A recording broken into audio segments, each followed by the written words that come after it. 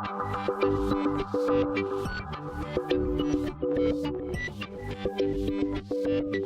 have been speaking to a lot of children, Okay. and some of their questions are fantastic. One that I really loved is one of my workmates, Molly, who's got two sons. Molly's sons are 12 and 10, and they are sea cadets. Okay. And they would like to know, as captain, do you get your pick of the girls? Everybody says, you know, a captain's got a girl in every port, but when you work on a cruise ship, your port's on board with you.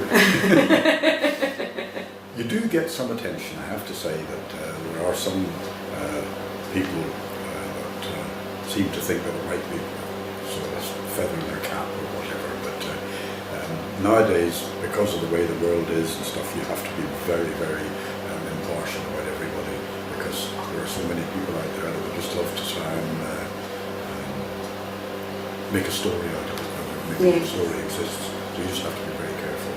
But having said that, all said and done, I met my wife at sea, as I said, so I did get my pick of the girls. You got your pick of the girls. girls. Have you ever pulled away from port and noticed that passenger that was missing running up Yes. the port? And I have to say, quite a number of occasions. The system of checking people in and out, and again, is very good and very sophisticated on board, because you've got your little pass with the barcode on it and you scan yourself through. So we can tell very early on if there's who's missing.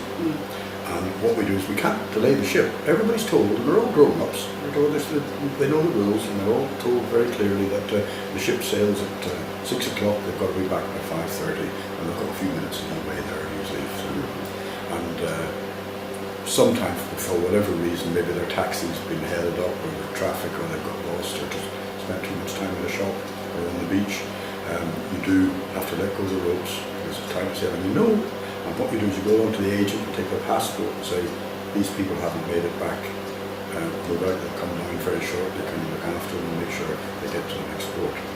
And then you see them running down, or you see a car, it's usually a taxi, belting down towards the dock, and then they jump out, they go, wait, and say, well, sorry, we can't. And then they get, some people will get very abusive and shout and scream just because they're upset and they're stressed and all. But put them in touch with the agent then make sure they get on to the next port. As long as they're not going to Japan or something. But it does happen. Yeah. Sadly, a little bit too often. My daughter Olivia is absolutely obsessed with sea life, so her questions were, do the dolphins really lead the ships? And what's the biggest shark you've seen? Well, dolphins, yes, they do actually follow the ship. And I've seen them on numerous occasions when you're going along on maybe a nice calm day, because that's when you can see them better. They might still be there, but if the sea's a bit rough, you don't see them. And they love to go to the bow of the ship and sort of almost flick their tail against the bow as they're going along. But then, fortunately or unfortunately, sometimes the queens go a little bit too fast for them, so they can't really keep up with them for very long. But on the slower, when you're going at a slower speed, yes, they can. Sharks? Do you know, I don't think I've ever seen a real shark at sea. I'll say a real shark. What I have seen was a nursing shark. I don't know if you know the nursing sharks. They're massive big things, totally harmless. They're maybe, this one was probably about 40 feet long. It came alongside the gangway when we were at anchor off St. Helena. And you can see it's got little sort of speckles on it, on little white dot type things. And it came alongside as we were putting passengers onto one of our tenders, and that caused quite a stir until we convinced everybody, said, no, these are totally harmless. Yeah. We're just looking, everybody was just, everything was delayed with people taking photographs of this thing, and it was the first one I'd ever seen, and it was lovely to see it. Children would like to know if you've ever bumped the boat. Well, do you know, kids like to know that, don't they? Yes.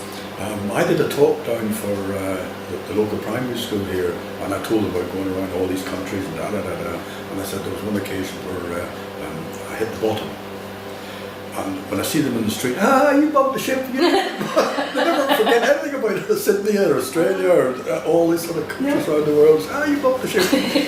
But yeah, I have. I was on it once when we ran aground off Nantucket, 1998 I think it was. We hit an uncharted rock. And we had a pilot on board, and I wasn't captain, but a fabulous captain who was sat in the moment with us, and we hit this uncharted rock, which was a big surprise for everybody. Yeah. And it's well charted now, I have to say. Yes. But we had to evacuate the passengers. The ship wasn't in danger of sinking, but to be on the safe side, we just put everybody off and then we went to dry dock to get repairs. What are the coded messages I should really listen out for on the tannoys? I would think abandoned ship would be one. Well, That's yes. not really so coded. No, I'd understand that one. There are a couple, and it's maybe as well that people don't get to know what they are, because they can be. There's one that's for a medical emergency, and why would you want to tell people it's a medical emergency? Because you have to give a location, and everybody's going to go along and sort of start looking at that there, seeing what's been getting in the way. There's one that you have for flooding. Pipes burst on board ships, ships full of pipes all over the place, carrying water and all the various facilities around. And because ships flex a little bit, at times the pipes can burst. Yeah. And that could cause flooding, so you've got to get that sorted out.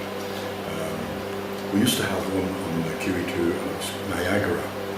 And we came out of a refit quite a few years ago, and the floodings were just happening, 10 a day. And this was Niagara, cabin 5148, Niagara, cabin 2168. And we had Wood, one of our big directors on board, and he was so sick of hearing this that he wanted to change the term. So we called it Code 1 or Code 2. And everybody said, what's Code 1? If it's Niagara.